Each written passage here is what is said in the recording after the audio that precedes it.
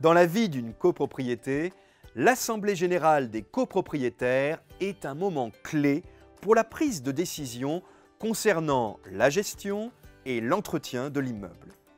Tous n'en ont pas forcément conscience, mais l'AG doit répondre à certaines obligations légales, listées dans la loi du 10 juillet 1965, fixant les statuts de la copropriété des immeubles bâtis. Je vous explique. Sachez d'abord que l'Assemblée générale des copropriétaires doit obligatoirement avoir lieu au moins une fois par an, et dans les 6 mois suivant la clôture des comptes.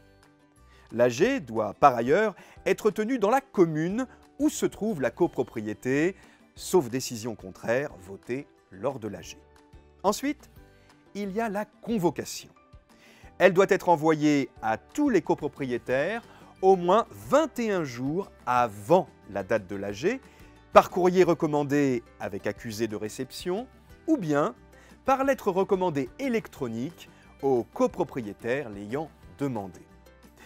La convocation doit faire apparaître le lieu, la date et l'heure de l'AG, l'ordre du jour et être accompagnée des 5 annexes comptables, du mandat de syndic et des devis pour les éventuels travaux envisagés.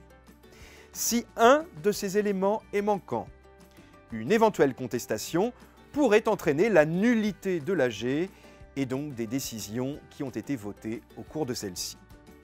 Le jour J, la feuille de présence doit être signée par tous les présents, qu'ils soient copropriétaires ou mandataires. La séance doit débuter avec l'élection du bureau.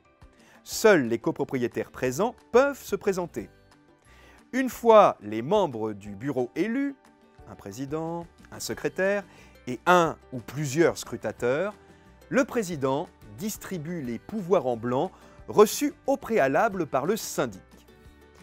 Depuis la loi Elan, un mandataire ne peut représenter que 10% maximum du total des voix. Au cours de l'AG, l'ordre du jour est déroulé suivant l'ordre présenté sur la convocation, sauf demande du président de séance. Chaque résolution inscrite à l'ordre du jour est soumise à une discussion ou à un vote, dont la majorité dépend de l'article rattaché, articles 24, 25, 26 de la loi du 10 juillet 1965. Le résultat de toutes les délibérations doit être inscrit dans le procès-verbal d'Assemblée générale, conformément aux décisions votées. Le PV doit également faire figurer les noms des copropriétaires présents, représentés et absents, le lieu et la date où s'est tenu l'AG, l'heure de fin, la liste des délibérations mentionnant le nom des opposants et les abstentionnistes.